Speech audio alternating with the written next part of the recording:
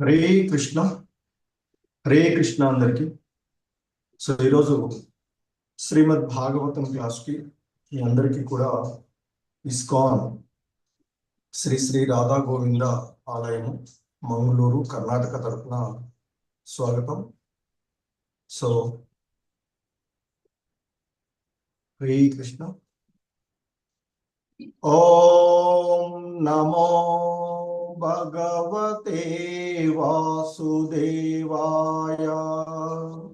ఓం నమో భగవతే వాసుదేవాయ. ఓం నమో భగవతే వాసుదేవాయ. ఓం నమో భగవతే వాసుదేవాయ. ఓం నమో భగవతే వాసుదేవాయ. ఓం నమో భగవతే వాసుదేవాయ. నారాయణం నమస్కృత్య నరం చైవ నరోత్తమం. నారాయణం నమస్కృత్య దేవీం సరస్వతిం వ్యాసం తతో జయముదీరయేత్. దేవీం సరస్వతీం జయముదీరయేత్. నష్టప్రాయేష్వభద్రేషు నిత్యం భాగవత సేవయా.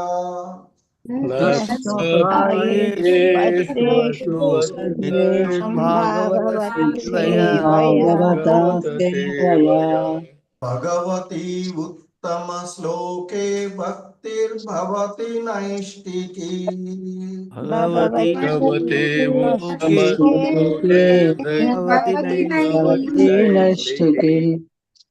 హరే కృష్ణ.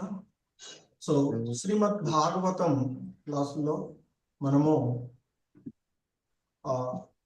4వ స్కందము గౌణ సృష్టి అనేటువంటి ఆ స్కందంలోని మొదటి అధ్యాయం అయినటువంటి మను తనయుల వంశ చరిత్ర అనేటువంటి ఈ అధ్యాయంలో ఈరోజు మనము 3వ శ్లోకాన్ని ఇస్కాన్ వ్యవస్థాపక ఆచార్యులైనటువంటి శ్రీల ప్రభుపాదుల వారి యొక్క భాష్యం ద్వారా, భక్తి వేదాంత భాష్యం ద్వారా ఈ శ్లోకాన్ని అవగాహన చేసుకోవడానికి ప్రయత్నం చేద్దాము. హరే కృష్ణ.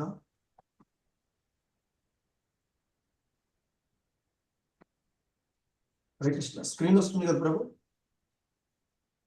వస్తుంది ప్రభుజీ. ఓకే. హరే కృష్ణ.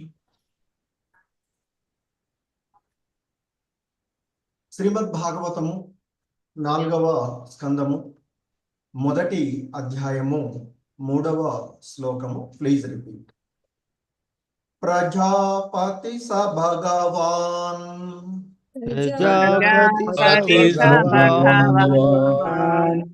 ప్రజాపతి స భగవాన్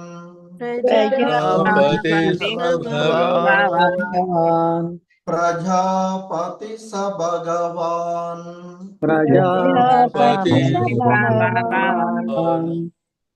రుచిస్తస్యామజీజనత్ రుచిస్తస్యామజీజనత్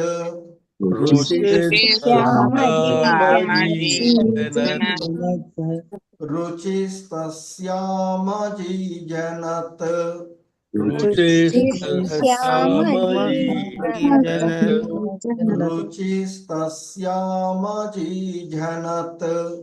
రుచిస్తస్యామజీజనత్ మిథునం బ్రహ్మ వర్చస్వి. మిథునం బ్రహ్మ వర్చస్వి.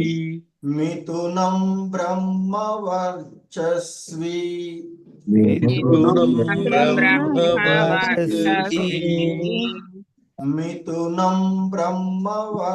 వర్చస్వి మిథునం బ్రహ్మవర్చస్వి పరమేణ సమాధినా పరమేణ సమాధినా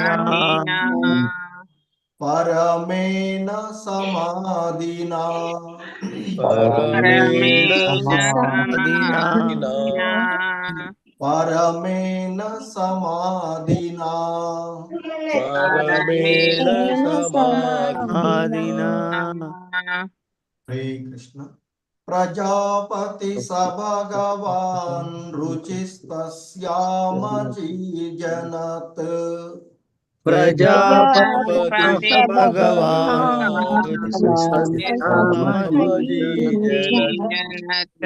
ప్రజాపతి సభగవాన్ రుచిస్తస్యామజీజనత్ ప్రజాపతి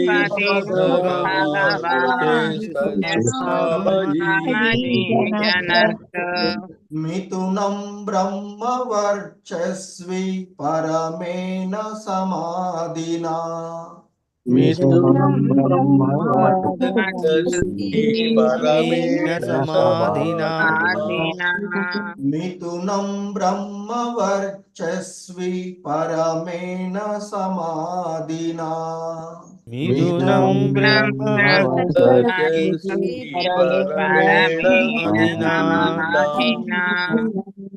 హరే కృష్ణ. మొత్తం శ్లోకం.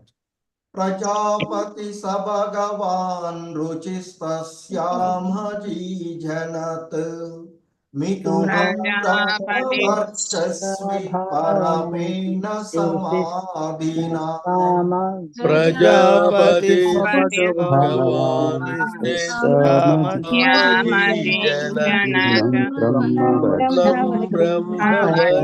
సమాధినా.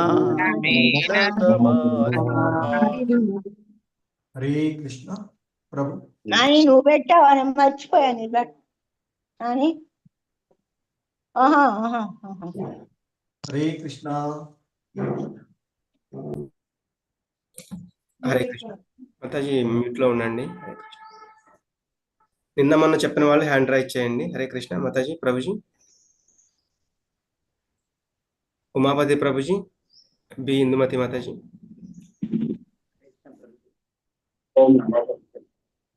ప్రజాపతి భగవాన్ రుచిస్తస్యామజీజనత్ మిథునం బ్రహ్మవర్చస్వి పరమేణ సమాధినా. హరే కృష్ణ ప్రభు, ప్రణామాలు. ప్రజాపతి స భగవాన్ రుచిస్తస్యామజీజనత్ మిథునం బ్రహ్మవర్చస్వి పరమేణ సమాధినా. హరే కృష్ణ ప్రభు. హరే కృష్ణ. ప్రకాశ్రావు ప్రభుజీ, కోటేశ్వరి మాతాజీ. హరే కృష్ణ ప్రభుజీ. ప్రజాపతి స భగవాన్ రుచిస్తస్యామజీజనత్ మిథునం బ్రహ్మవర్చస్వి పరమేణ సమాధినా. హరే కృష్ణ. హరే కృష్ణ ప్రభుజీ. ప్రజాపతి న భగవాన్ రుచిస్తస్యామజీజనత్ మిథునం బ్రహ్మవర్చస్వి పరమేణ సమాధినా. హరే కృష్ణ ప్రభుజీ. ప్రేమలత మాతాజీ, వాసవి మాతాజీ. హరే కృష్ణ ప్రభుజీ. ప్రజాపతి స భగవాన్ రుచిస్తస్యామజీజనత్ మిథునం బ్రహ్మవర్చస్వి పరమేణ సమాధినా. హరే కృష్ణ ప్రభుజీ. ప్రజాపతి స భగవాన్ రుచిస్తస్యామజీజనత్ మిథునం బ్రహ్మవర్చస్వి పరమేణ సమాధినా. హరే కృష్ణ ప్రభుజీ, ధన్యవాదాలు. లక్ష్మణ్ ప్రభుజీ. హరే కృష్ణ. హరే కృష్ణ ప్రభుజీ. ప్రజాపతి స భగవాన్ రుచిస్తస్యామజీజనత్ మిథునం బ్రహ్మవర్చస్వి పరమేణ సమాధినా. హరే కృష్ణ. హరే కృష్ణ. ధన్యవాదాలు అందరికీ. సో ఈ శ్లోకంలో ఉన్నటువంటి పదాల యొక్క అర్థాలను చూసినట్లయితే, హరే కృష్ణ, ప్రజాపతి ప్రజాపతి ప్రజోత్పత్తి కార్యము అప్పజెప్పబడిన వాడు. ప్రజోత్పత్తి కార్యము అప్పజెప్పబడిన వాడు.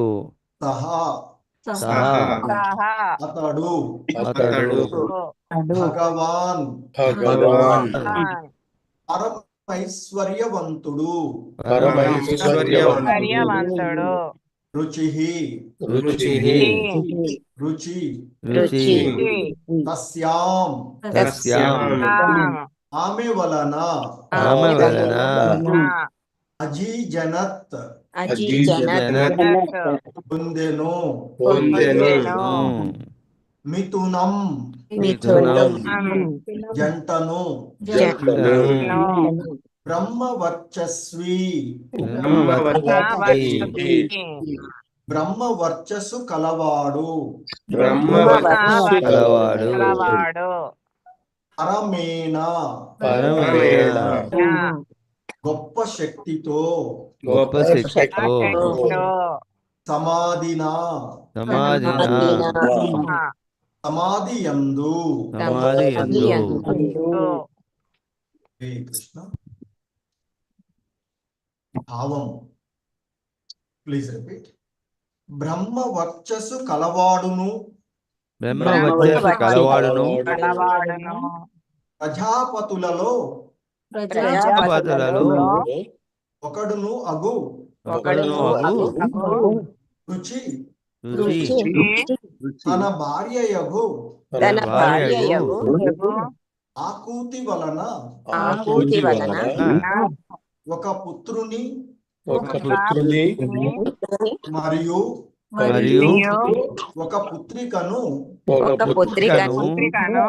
బడసెను. హరే కృష్ణ. భాష్యము.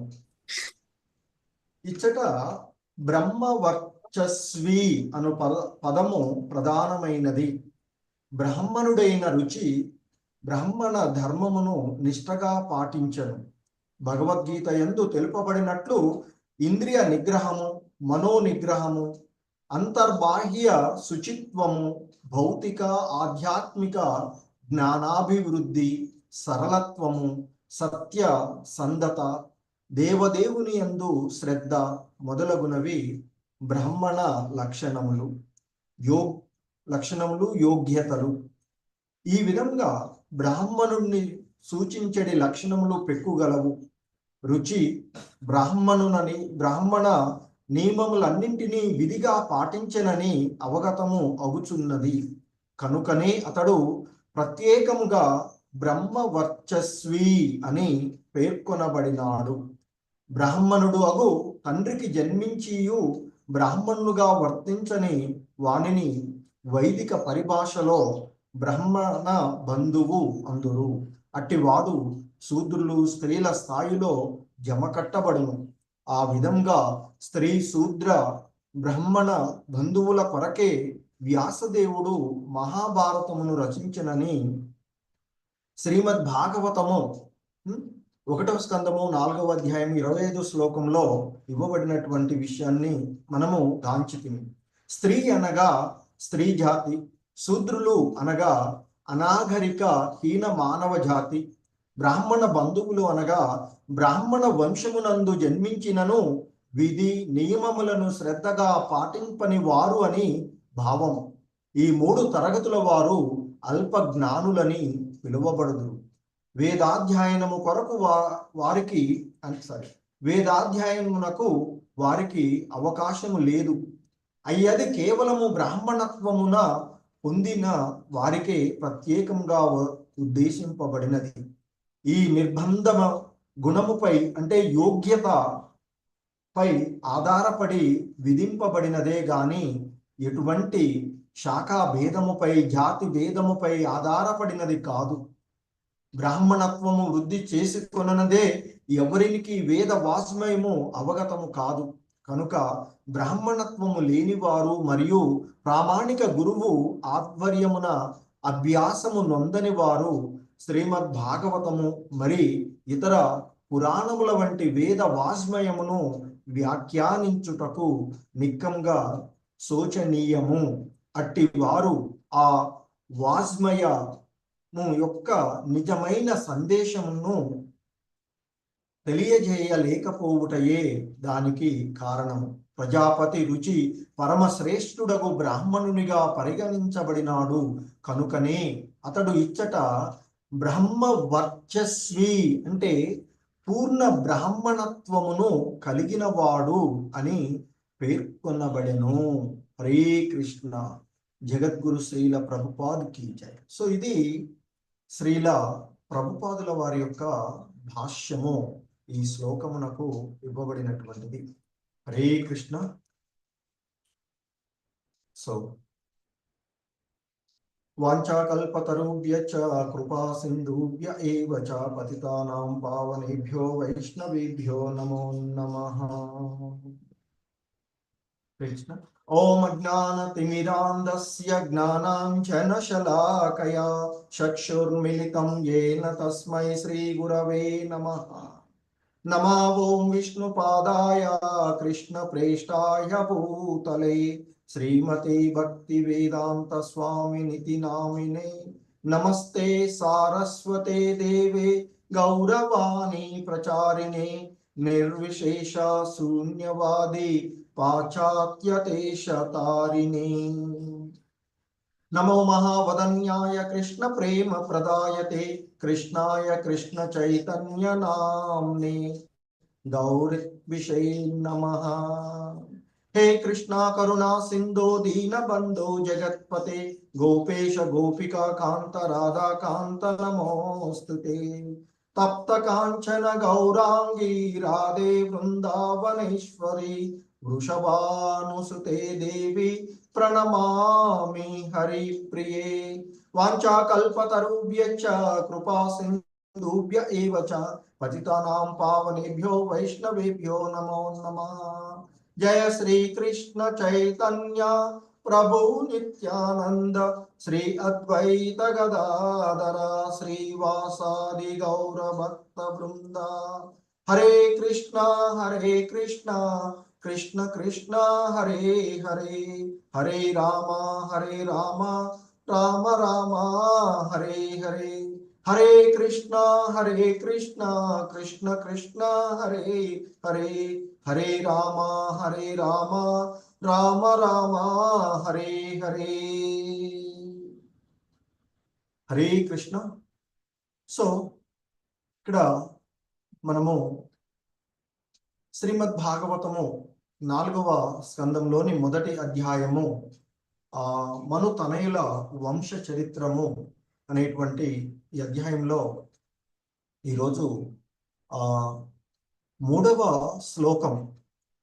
సో పూర్వపు శ్లోకాలలో తెలియచేయబడినట్లుగా మైత్రేయుడు చెప్తూ ఉంటాడు, స్వయంభువ మనువు తన భార్యకు శతరూప వలన 3 పుత్రికలను, ఆకూతి, దేవహూతి, ప్రసూతి అనేటువంటి 3 కుమార్తెలను, అలాగే 2 కుమారులను ఆయన పొందారు అనేటువంటి విషయాన్ని. సో ఆ తర్వాత ఆయన మనకి 2వ శ్లోకంలో మనం చూసినటువంటి ఆ విషయాల్లో చెప్తూ ఉన్నటువంటి విషయం, ఆకూతికి 2 సోదరులు ఉన్నప్పటికీ కూడాను ఆయన అంటే ఆ మనువు ఇక్కడ స్వయంభువ మనువు ఆయన తన పుత్రిక ద్వారా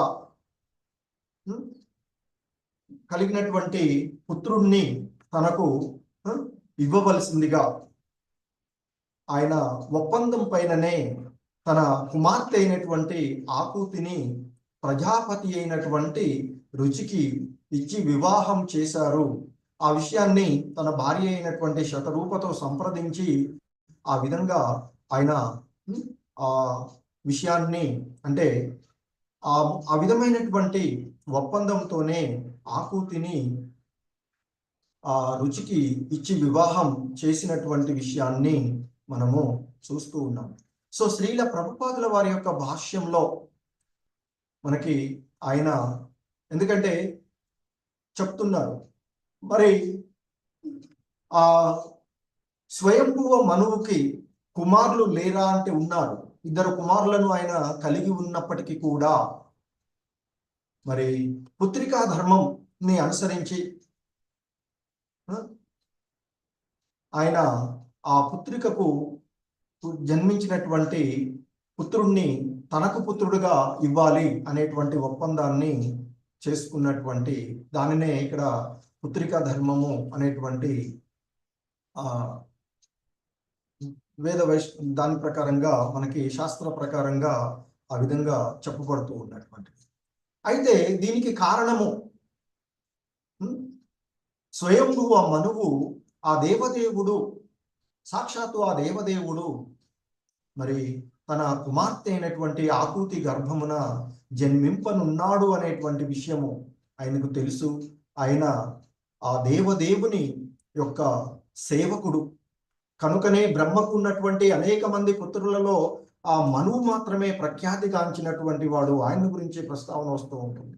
కారణం ఏంటంటే ఆయన దేవదేవుని యొక్క భక్తుడు, దేవదేవుని యొక్క సేవకుడు అనేటువంటి కారణంగానే ఆయన.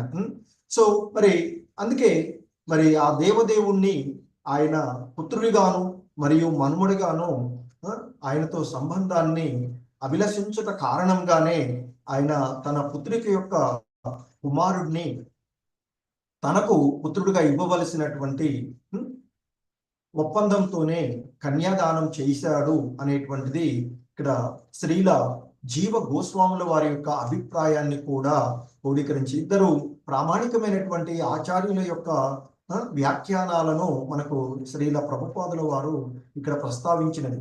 ఒకటి విశ్వనాథ చక్రవర్తుల వారి యొక్క వ్యాఖ్యానము, మరొకటి శ్రీల జీవ గోస్వాముల వారి యొక్క అభిప్రాయం. మన సాంప్రదాయ విషయాలలో ప్రామాణికమైనటువంటి ఆచార్యుల యొక్క ప్రామాణిక వివరణలతో ఇచ్చేసి మనకి వివరించినటువంటిది, అంటే మన సాంప్రదాయాలలో ఉన్నటువంటి విషయాలను కూడా.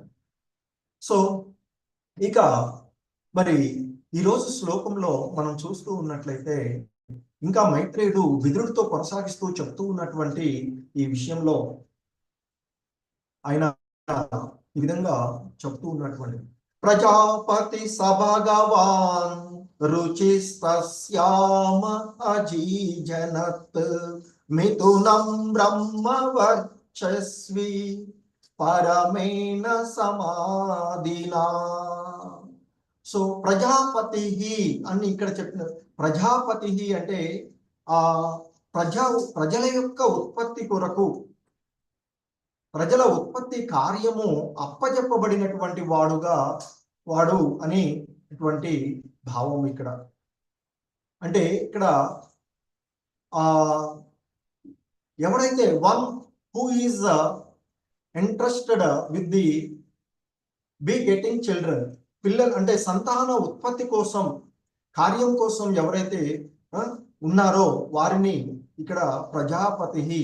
ఎందుకంటే సృష్టి జరిపిన పిదప ఆ భగవానుడు మొదటగా బ్రహ్మను సృష్టించి బ్రహ్మ ద్వారా ఈ భౌతిక జగత్తులో మానవాళి సృష్టి కోసం జరిపినటువంటి క్రమంలో ఆ బ్రహ్మ ద్వారా సృష్టించబడినటువంటి ప్రజాపతులు అంటే ప్రజల యొక్క ఉత్పత్తి, ఈ భూమిపై మానవాళిని సృష్టించడానికి, ఉత్పత్తి చేయడానికి ఉద్దేశించబడినటువంటి వారిలో ఒకడుగా ఉన్నటువంటి వాడు ప్రజాపతి అని చెప్పబడేటువంటి వాడు. సో ఇక్కడ రుచి అనేటువంటి బ్రాహ్మణుడు, మహర్షి కూడాను అయినటువంటి ఈ బ్రాహ్మణుడు ప్రజాపతిగా ఇక్కడ చెప్పబడుతూ ఉన్నాడు. అంటే ప్రజల ఉత్పత్తి కార్యము అప్పజెప్పబడినటువంటి వాళ్ళలో ఒకడుగా ఉన్నటువంటి వాడు అయినటువంటి అతడు. మరియు ఆయన గురించి ఎందుకు చెప్తున్నారు ఇక్కడ? స భగవాన్, అతడు పరమ ఐశ్వర్యవంతుడు.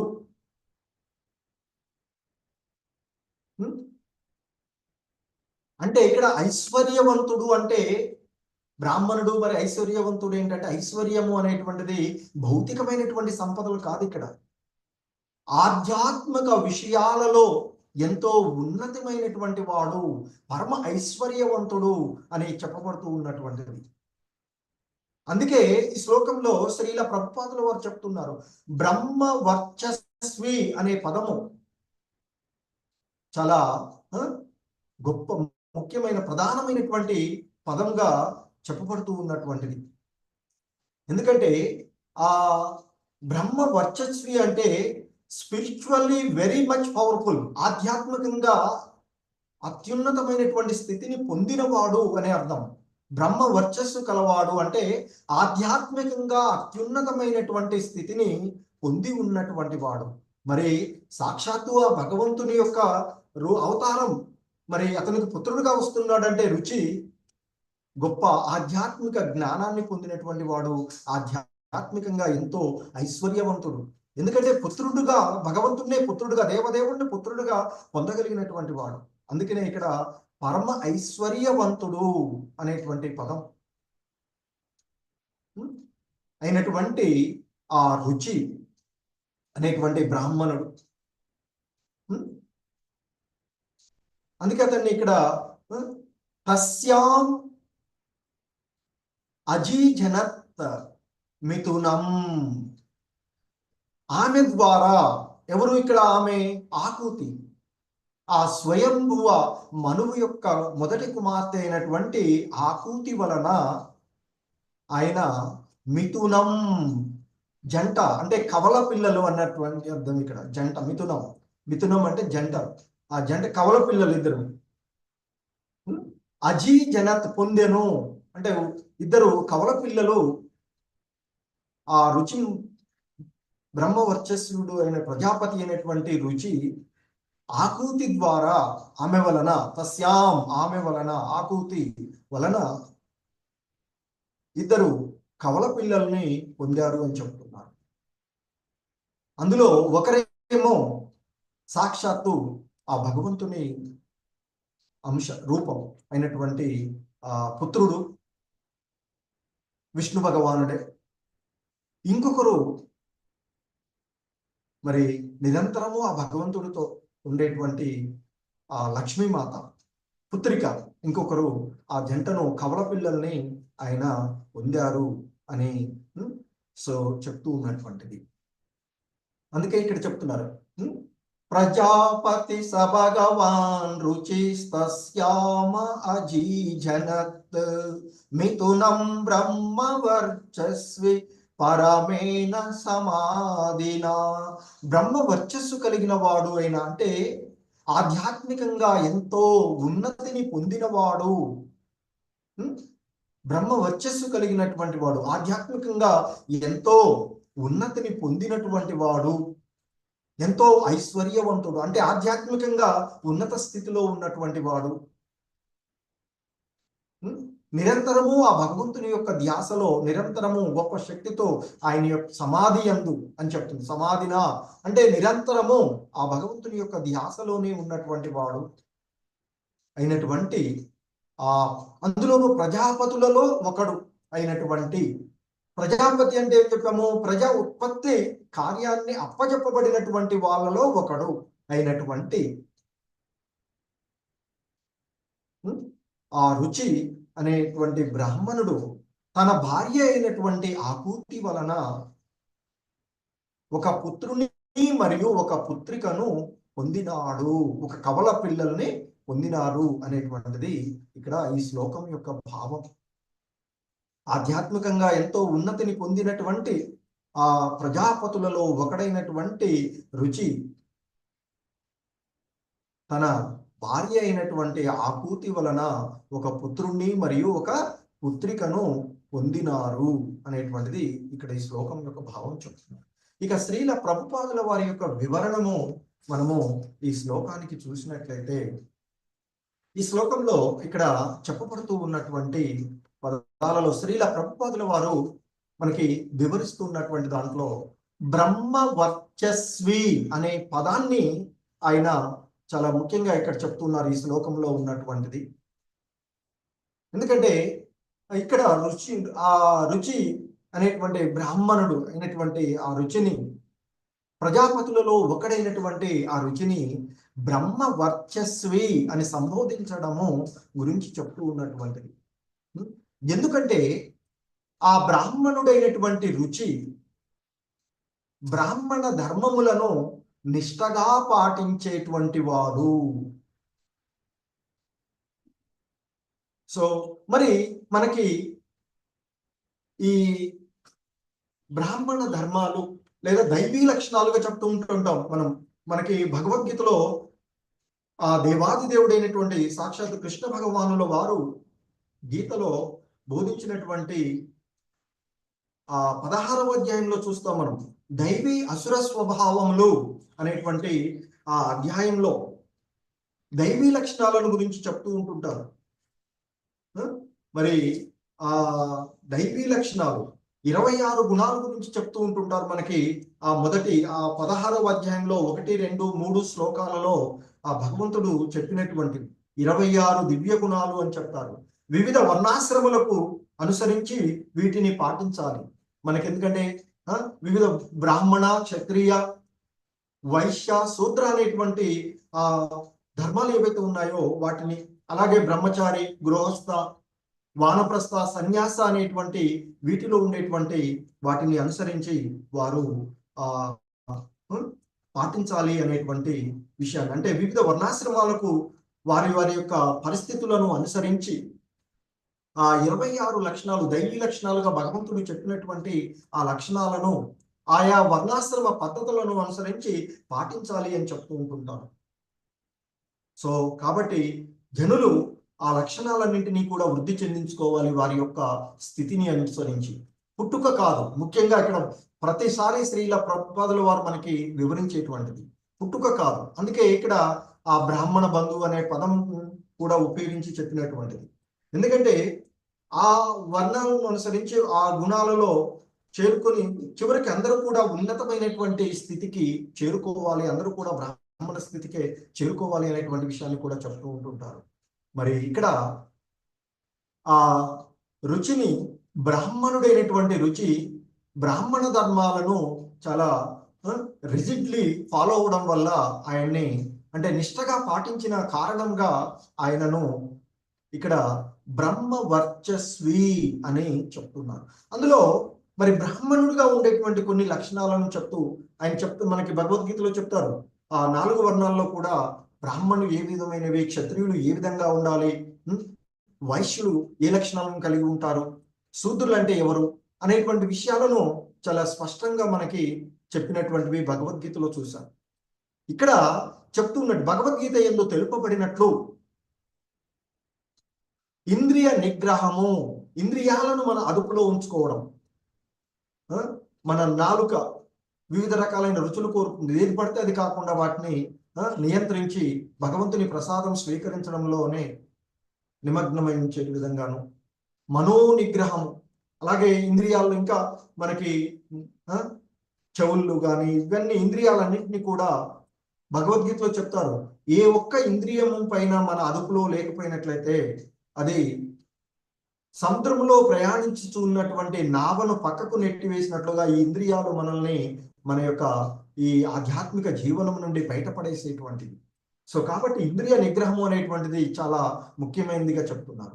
సో అందుకే ఇక్కడ మరి ఏంటి బ్రాహ్మణ ధర్మాలు? ఇంద్రియాలను నిగ్రహించుకొని ఉండడం, ఏది పడితే అది తినకుండా ఉండేటువంటి, ఏది పడితే అది మాట్లాడకుండా ఉండడం, ఏది పడితే అది వినకుండా ఉండడం. మనం వినేటువంటివి ప్రతిదీ కూడాను భగవత్ సంబంధమైనటువంటి విషయాలనే శ్రవణం చేస్తూ ఉండే విధంగా ఉండాలి. ఈ భౌతికమైనటువంటి లౌకిక విషయాలు ఏది పడితే అది సినిమాలకు సంబంధించి ఇవన్నీ కాదు వినవలసినవి, భగవత్ సంబంధం. అలాగే మనసుని ఆ భగవంతుని యందు నిమగ్నమై ఉంచడం. అలాగే శుచిత్వము అని చెప్తుంటాం. Cleanliness is next to the god అని చెప్తారు శ్రీల ప్రభుపాదుల వారి వ్యాఖ్యానాలలో. మనకి శుచిత్వము అనేటువంటిది చాలా ముఖ్యమైనటువంటిది. సో కాబట్టి ఈ శుచిత్వము అంతర్బాహ్యమైనటువంటి శుచిత్వాల గురించి మనము చెప్తాం. సాధారణంగా మనం ఆచరణను చెప్పేటప్పుడు చెప్తూ ఉంటుంటాం, ఓం అపవిత్ర పవిత్రోవా సర్వావస్థం గతోపివా యా స్మరేత్ పుండరీకాక్షం సా బాహ్యాభ్యంతర శుచి అంటూ మనం ఆచరణ చేసేటప్పుడు చేస్తాం. ఏంటి అంటే ఇక్కడ నిరంతరము అవి ఏదైనా కావచ్చు, వెదర్ ఇట్ ఈస్ శుద్ధి అయినా, పవిత్రమైనదైనా, అపవిత్రమైన, లేదా ఈ భౌతిక జగత్తులో మనం చేస్తూ ఉన్నటువంటి వలన వచ్చేటువంటి కార్యాలు ఏవైనా, ఈ భౌతిక జీవనం వలన కలిగేటువంటి ఏ బంధనమైనా, ఎవరైతే నిరంతరము remembering the lotus I'd Krishna, ఇక్కడ పుండరీకాక్షం అని చెప్పబడుతుంది. అంటే కమల నేత్రుడు అయినటువంటి ఆ భగవంతుణ్ణి నిరంతరము స్మరించుకోవడం వల్ల అంతర్గతంగాను బాహ్యంగాను శుభ్రత్వం. అదే మనకి కలియుగ ధర్మంలో చైతన్య మహాప్రభువులు వారు ప్రచారం చేసి నిరంతరము ఆ భగవన్నామ స్మరణం చేయడం వల్ల హరే కృష్ణ కృష్ణ కృష్ణ హరే హరే, హరే రామ రామ రామ హరే హరే అంటూ ఆ భగవన్నామ జపం చేయడం వల్ల బాహ్య అంతర శుచిత్వం జరుగుతూ ఉంటుంది అని చెప్తారు. హృదయంలో ఏర్పడిన ఎన్నెన్నో జన్మలలో నుంచి మనం ఏర్పరచుకున్నటువంటి ఆ మాలిన్యం అంతా కూడా తొలగిపోయి శుచిత్వం వస్తుంది అని చెప్తూ ఉంటుంటారు. మరి భౌతిక ఆధ్యాత్మిక జ్ఞాన అభివృద్ధి అంటే ఈ ప్రకృతి, భౌతికమైనటువంటి ప్రకృతి, ఆధ్యాత్మికం అంటే ప్రకృతికి భగవంతుడికి ఉండే సంబంధం, ఆత్మ పరమాత్మల మధ్య ఉండే సంబంధం, వీటికి సంబంధించిన జ్ఞానాన్ని వృద్ధి చెందించుకోవడం, జ్ఞానాన్ని పొందడమే కాదు, ఆ పొందిన జ్ఞానాన్ని రియలైజ్ చేయడం, అనుభూతి పొందేటువంటి విషయం. అంతకుముందు కూడా మనకి కపిల భగవానులు వారు చెప్తారు, వివిధ రకాలుగా ఉన్నటువంటి సృష్టిలో ఉన్నటువంటి 84 లక్షల జీవజాతులలో మానవుడి ఉన్నతమైనటువంటి జన్మ అని చెప్తారు. అందులోనూ మళ్ళీ బ్రాహ్మణ స్థితి లేదా ఇంకా వైష్ణవ స్థితి, విప్ర అనేటువంటి వివిధ స్థితులుగా మనకి పూర్వపు అధ్యాయాలలో సాక్షాత్తు ఆ భగవంతుని అవతారమైనటువంటి కపిల భగవానులు సంపూర్ణ జ్ఞానం అంటూ సాంఖ్య తత్వాన్ని బోధించినటువంటి విషయాలలో చెప్పినటువంటివి చూస్తాం మనం. సో కాబట్టి ఇక్కడ చెప్తూ ఉన్నారు ఏమిటి మరి ఆ బ్రాహ్మణ ధర్మాలు అంటే ఇంద్రియాలను నిగ్రహించుకొని ఉండడం, మనసును నిగ్రహించుకోవడం, అంతరంగాను బాహ్యంగాను శుచిత్వాన్ని కలిగి ఉండడం, భౌతిక ఆధ్యాత్మిక జ్ఞానాన్ని గురించి వృద్ధి చెందించుకోవడం, సరళత్వము ఉండడం. ఇక్కడ సరళత్వము, సత్యసంధత, నిజాన్నే పలకడం. సరళత్వము అంటే ఏ విషయంలోనైనా మనం యథార్థాన్నే కలిగి ఉండడం. సో ఇక్కడ మనకి సింప్లిసిటీకి ఉదాహరణగా ఎంతో మందిని చూడవచ్చు భక్తుల్లో, మనకి ఉన్నటువంటి వారిలో. మరి ఆ సరళత్వ స్థితిలో అలాగే సత్యసంధత దాదాపు రెండు రిలేటెడ్ గా ఉండేటువంటివి. సో మనం మరి ఈ సత్యసంధత అంటే అది శత్రువైనా మిత్రుడైనా యథార్థమే మాట్లాడగలిగేటువంటి స్థితిలో ఉండేటువంటి వాడే బ్రాహ్మణుడు అని చెప్తూ ఉంటున్నారు. మరి దీనికి మనము భగవద్గీతలో రాజనీతిజ్ఞుడైనటువంటి దుర్యోధనుడు వెత్తి పొడిచినటువంటి సందర్భంలో ద్రోణాచార్యుడి దగ్గర చూస్తాం. ద్విజుడు అయినటువంటి ద్విజోత్తమ అంటూ సంబోధిస్తూనే ఒక పక్క ఆ దుర్యోధనుడు తన గురువైనటువంటి ద్రోణాచార్యుడిని ఎత్తి పొడుస్తాడు. కానీ అక్కడ మనం అర్థం చేసుకోవాల్సినటువంటిది ఆ ద్రుపద పుత్రుడు సాక్షాత్తుగా ఆ ద్రుపదుడు మరి ఆ ద్రోణాచార్యుని సంహరించడానికే వరం ద్వారా పుత్రుడిని పొందుతాడు. పుత్రుడిని పొందినటువంటి పుత్రుడే ఆ ద్రుపద పుత్రుడు. మరి అటువంటి ఆ ద్రుపద పుత్రుడిని తన దగ్గరకు వచ్చి విద్యలు నేర్చుకోవాల్సి వచ్చినప్పుడు తనకు తెలిసినటువంటి అన్ని విద్యలను నేర్పినటువంటి వాడు ద్రోణాచార్యుడు. అందుకే బ్రాహ్మణోత్తముడు అని సంబోధించబడుతుంది అక్కడ భగవద్గీతలో చూస్తాం మనం. బ్రాహ్మణోత్తముడు అంటే బ్రాహ్మణుడు ఏ విధంగా ఉండాలి, ఒక బ్రాహ్మణుడు అని చెప్పబడేటువంటి వాడు అనేటువంటి. అందుకే శ్రీల ప్రభుపాదుల వారు ఎక్కువగా వ్యాఖ్యానిస్తుంటారు, పుట్టుకతో వచ్చినటువంటిది బ్రాహ్మణత్వం కాదు అని చెప్తున్నారు. ఆ ధర్మాలను పాటించినటువంటి వాడు బ్రాహ్మణుడు. వాడు ఎవడైనా అంటే శూద్ర జాతిలో పుట్టిన నీచమైన, అంతకుముందు కూడా కపిల భగవానులు వారు చెప్తారు, నీచ జాతిలో జన్మించినప్పటి వాడైనా ఈ ఆధ్యాత్మిక విషయాలన్నీ ధర్మాలన్నింటినీ సక్రమంగా పాటించినట్లయితే అతడు యజ్ఞం చేయడానికి కూడా అర్హుడవుతాడు అని చెప్తారు. అది ఆ భగవన్నామ స్మరణం వలనే కలుగుతుంది. అందుకే జపం అని చెప్తూ ఉంటుంటారు, భగవన్నామ స్మరణం చేయడం.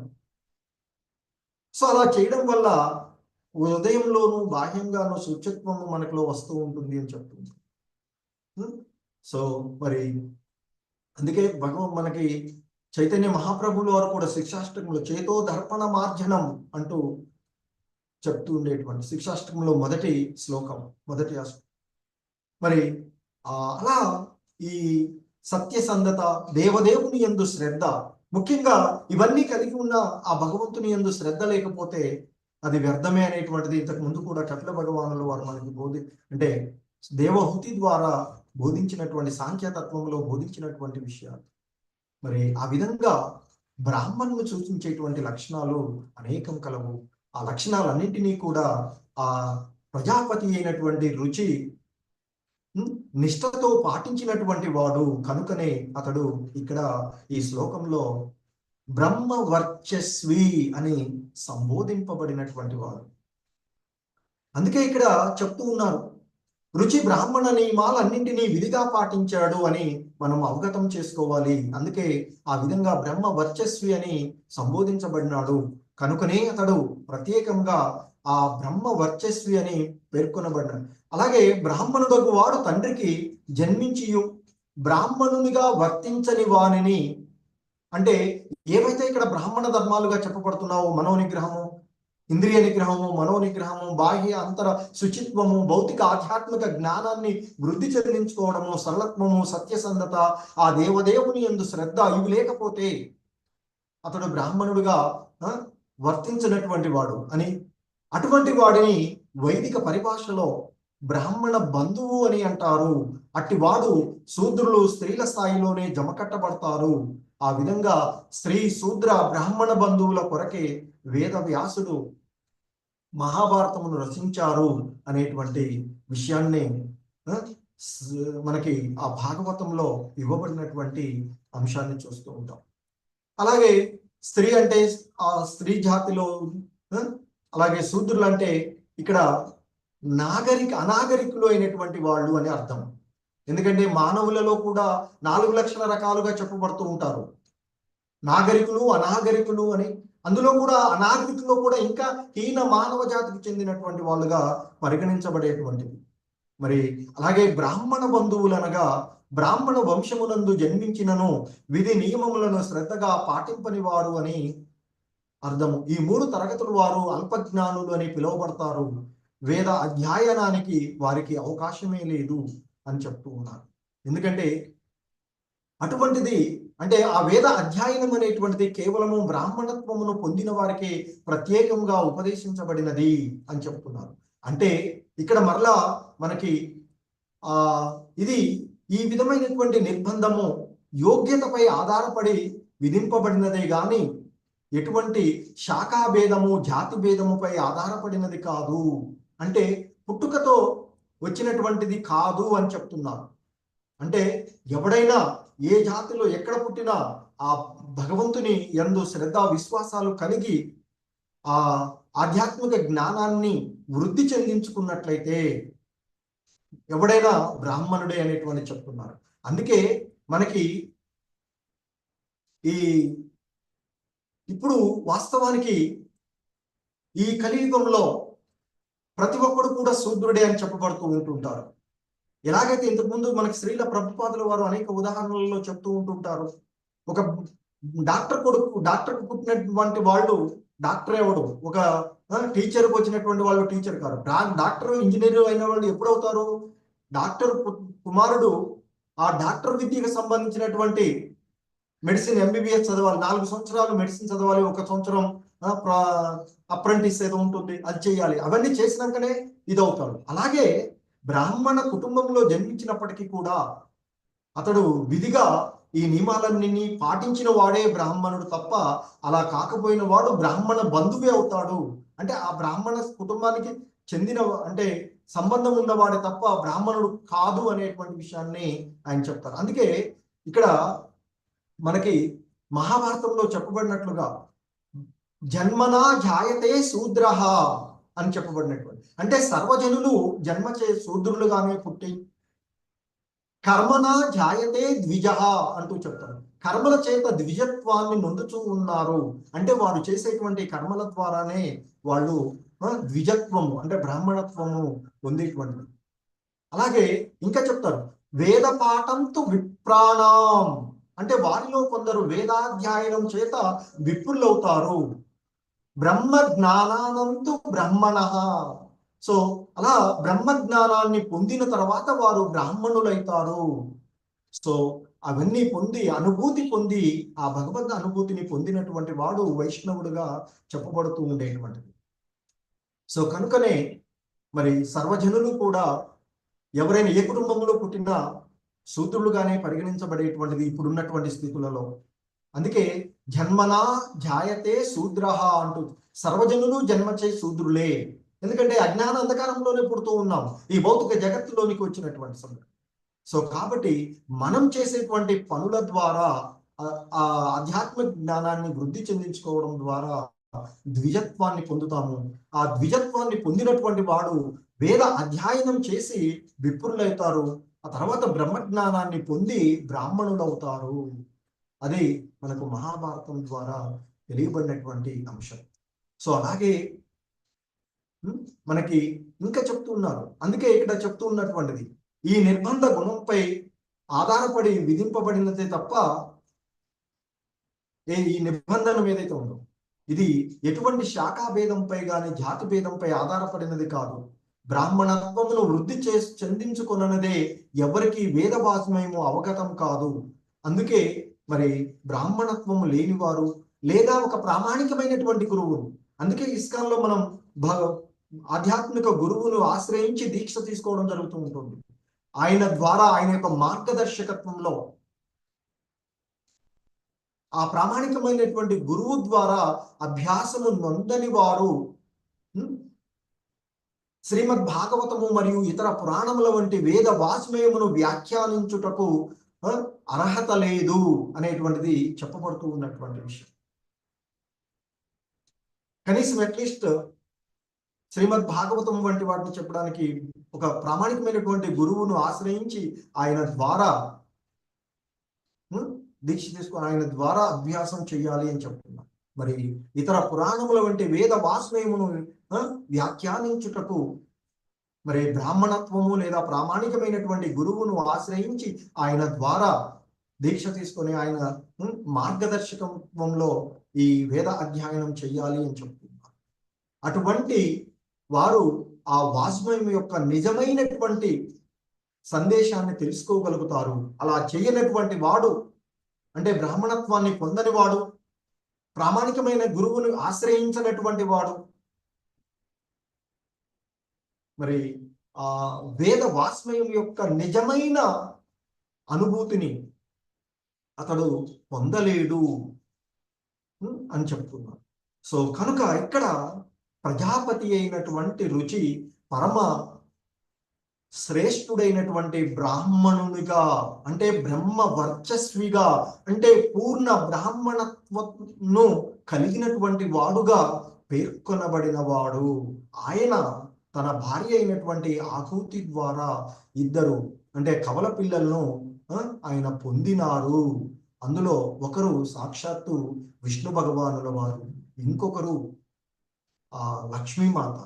సో ఇక్కడ మరి విష్ణు తత్వాలకు మనకి ఎందుకంటే మరి ఒకే తల్లికి భార్యాభర్తల అంటే సాధారణంగా వాళ్ళిద్దరు కూడా ఉండేటువంటి వివాహం అవుతుంది కదా. అలా పుట్టారు ఏంటంటే ఇది మన భౌతిక తత్వానికి పరమైనటువంటిది, భగవంతుడు మనకి అతీతమైనటువంటిది కాబట్టి ఆ సంబంధాన్ని ఇక్కడ వేరుగా చూడాల్సింది కాదు. సో విష్ణు భగవానుడు లక్ష్మీమాత ఆకూతి గర్భంలో వచ్చినటువంటిది. ఆ లక్ష్మీమాత గురించి విషయాలు ముందు ముందు వస్తూ ఉంటుంటాయి. అవి తర్వాత శ్లోకాల్లో చూద్దాం. హరే కృష్ణ.